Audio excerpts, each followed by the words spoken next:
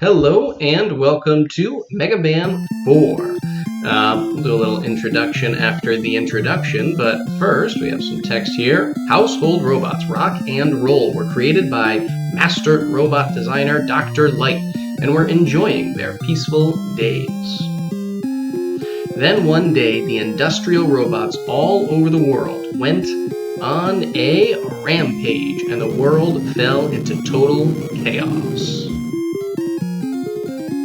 Dr. Light quickly realized that mad scientist Dr. Wily was behind the nefarious deed, but he didn't know what to do. Rock, having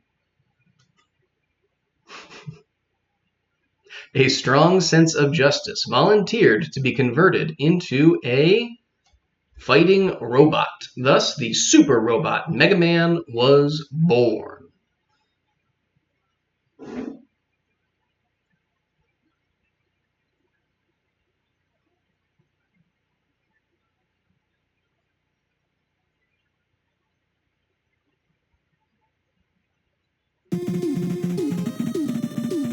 Mega Man shattered Dr. Wily's plans 3 times, and world peace has been maintained so far, but history repeats itself.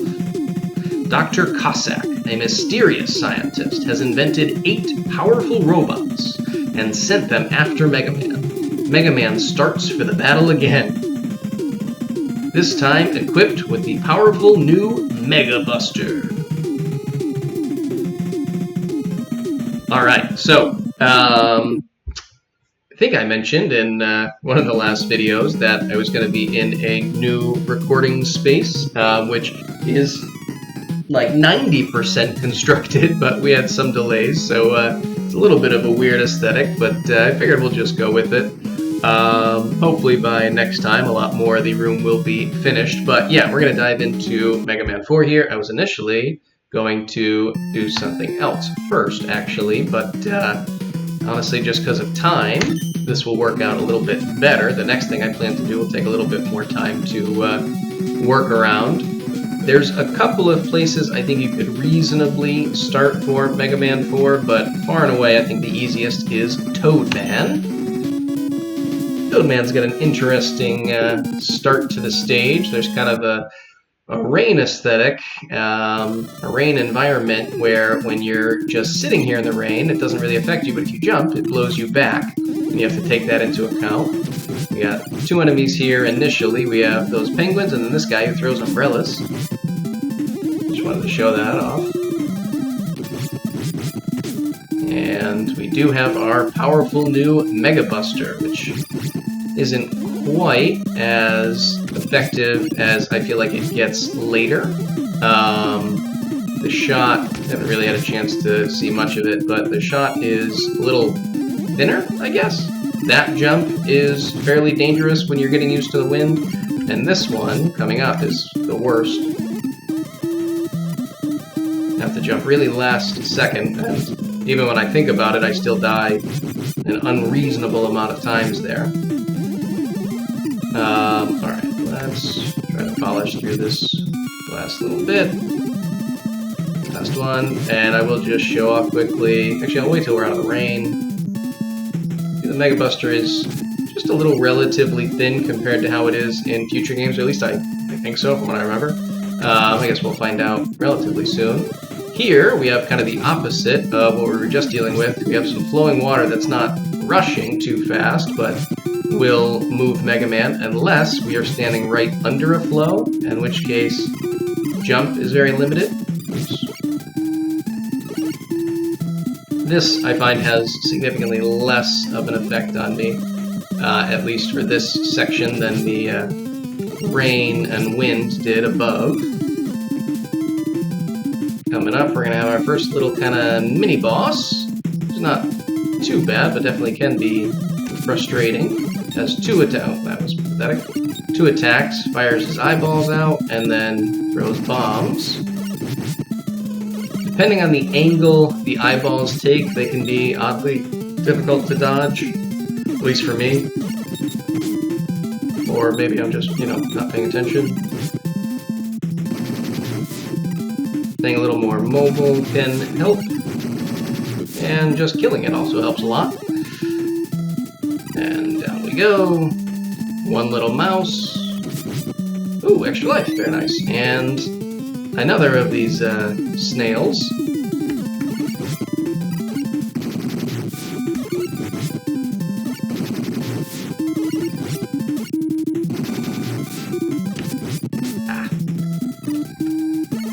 The eyes kind of launch into where you're actively headed. It's difficult to dodge with the angle it takes and speed at which it moves. Now here, we have these fish, and that was a bad example. If you're standing perfectly still from when they come on the screen, they won't hit you. If you move forward even just a pretty small amount, they'll get you. For this jump, you don't really need rush to get across, but that fish tends to get me if I don't time it perfectly, so usually just use rush there to make it easier. And then here we have Toadman, and if I had a little more health, I would actually show off his attack, but probably won't here, because in reality he has one attack. And if you shoot him when he's trying to use it, it interrupts the attack and he won't use it. And he'll just kind of jump over you. And all you have to do is continually slide under him. And the only real mistake you can make is he only jumps, at least when you're doing this pattern, when you've interrupted his attack. And sometimes he'll wait half a second before starting the attack. So sometimes if you're going too fast, you can think you've interrupted him and start to slide. But in reality, he hasn't started the attack yet, so all you do is slide into him, and then he launches his attack, which, when we fight him again later, hopefully I'll actually be able to show it off. I should be able to. But that is Toadman. Not too hard, all things considered. A few things that take some getting used to, but that's alright. And now we got Rain Flush. Not to mention, we got the Rush Marine Adapter, which really I don't use very much. Maybe I'll use it just to show it off, I guess, but outside of that, I don't tend to use it. However, we're now going to go visit Brightman. We'll talk more when we get to Brightman, but he's a weird boss for me where he's not really very difficult, but I have an odd degree of trouble with him. But we'll see more later. Now here, we have two enemy types. One who, when you kill it, turns the lights off, and one, when you kill it, turns the lights on. The only one in this section that really matters is this one is problematic to kill, so I would leave him alone, and then you let that guy go. And we're off. It's actually one of the harder sections of the level, believe it or not. And here we have these silly little crickets. You jump along, and these, I guess, totem poles, that if you don't destroy them in time, can definitely create a problem. Oh, that was pathetic.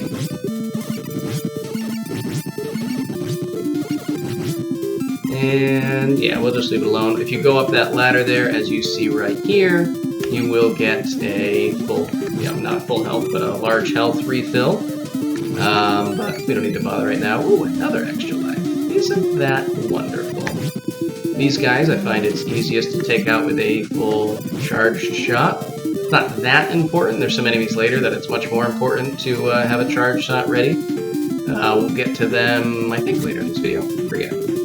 Now here, this is kind of an extra little bonus area. I think this is the first time that one of these games have had something quite like this, where it's purely just an area you go to and get some, in this case, an extra life and a energy tank. I'm not 100% certain you need rush coil to get across these, but I always use it. I don't trust it. Sometimes I land up here, sometimes I don't. Alright.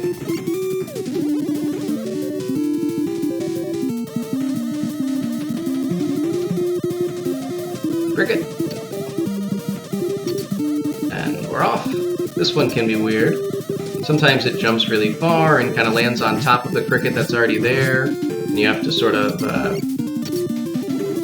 the game thinks you're kind of standing on both of them, and you have to finagle your way through that. That's a tough one where you need to make sure you take the totem pole out early. Otherwise you can have some problems. Oops. There we go. There, go away. Now this is probably the other most difficult portion, and it isn't actually all that hard, but can just be annoying in a couple of different ways. That we'll try and talk about here. So this is the one reason why sometimes I think it's easier to start with a different boss so that you'll have the jet adapter here. There's two particularly problematic jumps. Not this one. This one here, if you touch... yeah, right there. So annoying. If you touch the red just an instant too early, it'll start moving when you're not actually on it. I don't think it's a feature. I think it is a glitch, essentially. Not really a glitch, I guess, just a slight piece of poor coding. It might be part of the challenge, but I don't think that's the intention.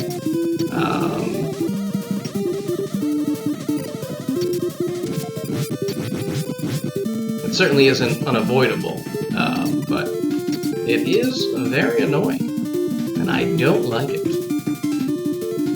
Usually I do fairly well at avoiding it, but obviously not always. Alright, let's try this again. That's also annoying because you're not really certain where the rocket there will explode, but they don't really do that much damage, so it's not that big a deal. That's what you want to do right there. And then here, you just keep going across, and we'll wait and let those go by. And now, I think it's this jump, there might be one more. There's one of these, yeah, this one here. One of these light guys is here, so you either want to destroy it or jump really early. Either way is fine, but if you wait until the end of the jump, you'll have a high chance of crashing into him, and then you tend to fall into the pit, which is very annoying. Now, let's get out our Rain Flush and face down Bright Man.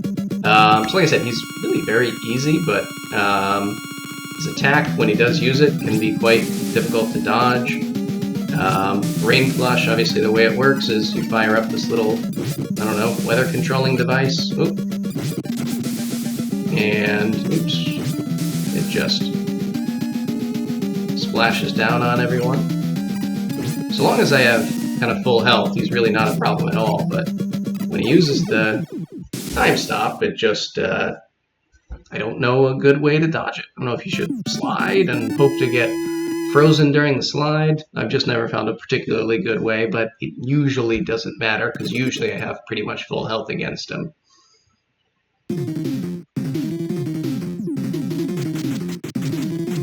And we got the Flash Stopper. I start with two, fairly gimmicky attacks early on here. Anyway, we're going to take the Flash Stopper and go see Pharaoh Man. We're actually going to do his level twice, and I will show you why. You could just do it once, but because I want to show you everything, we'll do it twice. Let's just hope that I actually remember to do it.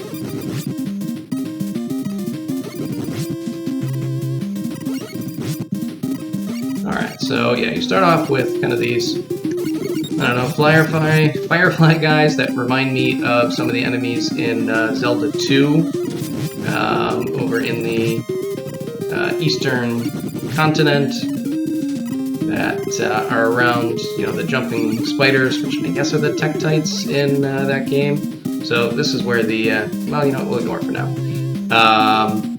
The enemies that you have to kill with fire, and then you have those scorpions that come in and out of the sands. And that quicksand really doesn't have too much of an effect. It's really not overly problematic. You can go pretty deep before it kills you, and you can jump out of it pretty easily. The ladybugs I tend to hate. That went really well, but usually they just cause me all kinds of trouble. I really like these mummies. I find them to be a fun enemy. Partially because I don't have much trouble with them.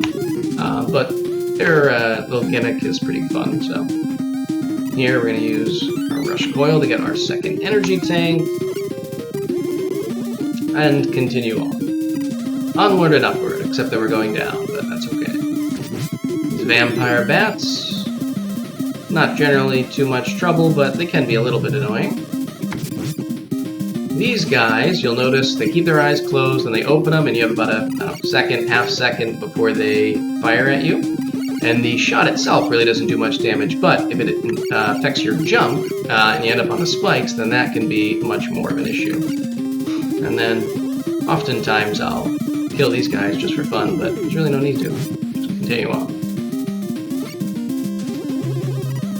Right. And then we have a second section like this. Now here, I just eat that hit, because if you're standing by the edge and get knocked back, there's nothing you can do about it. You're just done. And there, I like to wait just long enough that the mummy is going to shoot upwards so that I'll land under the shot for the same reason. And that one usually we can take out before we get there. Alrighty. Now, we're going to go see Pharaoh Man. Get out our flash stopper. And you'll see, I think we'll be able to see it, but Pharaoh Man has basically two attacks. I mean, obviously there's movement, but he has a small and a big attack of his Pharaoh shot. And we'll see how they look, and then I'll show off how we use the flash stopper to take them out. So there's the small one, and then there's the big one. And then flash stopper is really fun. I like the way it works in this game more so than any of the others. I don't think any of them to this point have had this, but the flash doesn't just, you know, hurt him in and of itself, or just it freezes everything and then you can't move. What it does is freezes everything, but it still allows you to fire your regular Mega Buster. So you actually have to be a little bit more active with it, which I prefer to either of the other versions that we've seen in the earlier games to this point. Assuming I'm remembering them correctly, and I may not be. But yeah, if you just put him in a position where he's right in front of you and on the ground, or at least at, you know, blaster level, then you can just take him out very easily. And acquire the Pharaoh shot. Now, instead of stage selecting, we're going to continue and do this stage again. Although, sadly, we don't get to fight Pharaoh Man again. I don't know, maybe it's not that sad, but yeah, once you've defeated him, there's no going back. Oops. You don't get to have round 2. No, we got through the Scorpion Pit again, Firefly, and then gonna get out Rush. There we go. Use Rush to jump this pit.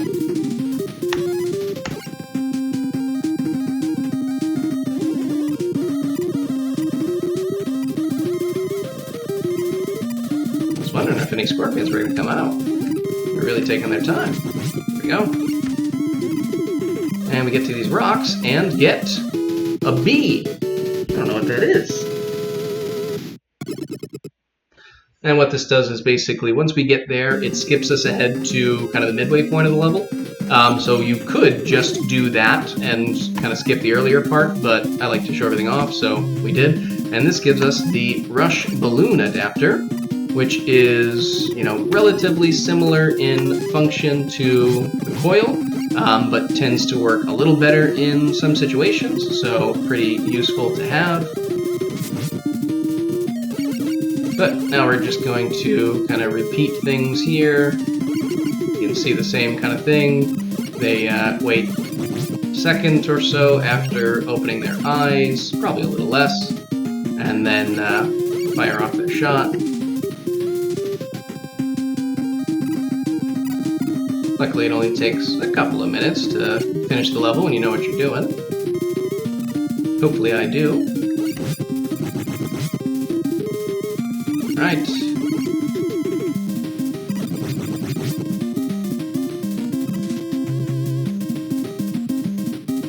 And across to our last 2 mummies.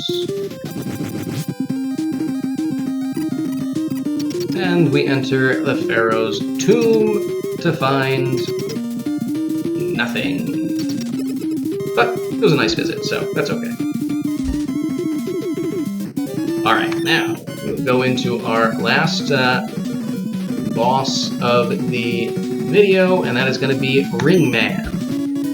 Ringman's stage follows the pretty standard style of these kind of space-like bosses that I really like how they tend to do these, where you start off in what looks like kind of normal sky, and you're always climbing upwards until things start to, okay, there we go, until things start to change, as we'll see shortly.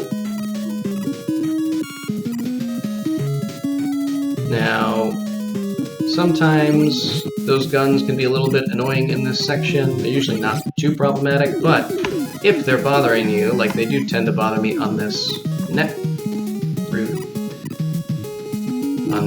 next screen, I will sometimes just use the rain flush and wash them away. Got a little retracting rainbow bridges. Those ones aren't too problematic. They move about the same speed you do. So here we have, I think, just our second mini-boss, or third if you want to count the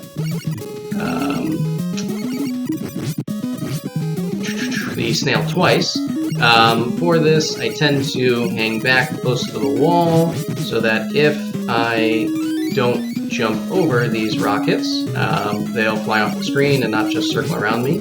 That tends to get pretty frustrating. Probably the safer thing to do is not try to pick up health and things when they fall, but I don't know, I just feel like it. Certainly an extra life I'm going to, like we did there. But picking up that, one little dot probably wasn't a good idea, but I don't know, I can't help myself. But it's okay either way, because we do have a little refill here. You just want to be quick to get in and get out so you don't get trapped under there. Sometimes it's helpful just to let the bridge start going and then follow in behind after it, because it won't stop. It won't start falling down until after it is completely reformed. Now this little ring guy can be very annoying, but you use the flash stopper, makes things much easier, and you just freeze it when the rings are out and not protecting it, and you can take it out generally in one stop, one flash, I don't know. Sometimes it needs two, but not often. Alright. And it's back to the hippo. I just found it was very rude for them to put these two back to back, but, whatever.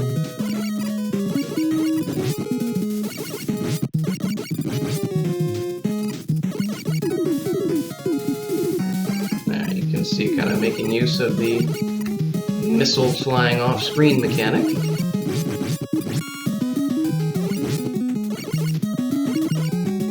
And hopefully we'll take one soon. Good. Alright, now we're going to use our coil, although actually, we don't really need the balloon yet, but let's make use of it just so we can show it off. Although I'm going to be showing it off later anyway, so you can just kind of use it to make steps that slowly float upwards. See what Ernie has for us. Hey, something we don't need, but whatever, that's fine. Alright, so this next enemy is one that I alluded to earlier, that you want to have a full charge shot ready as they're coming on screen, because otherwise they do that and can be very annoying when they get close to you. And once they clamp down, they're much more difficult to kill, obviously.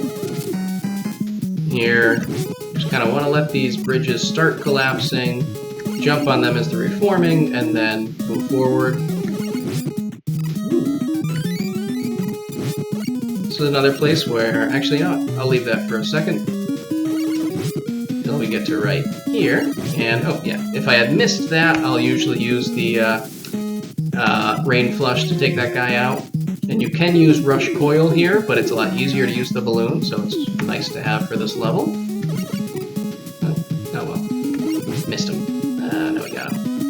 Hooray! Okay.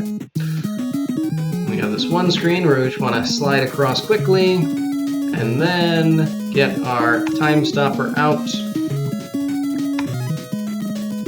to take care of one more ring here.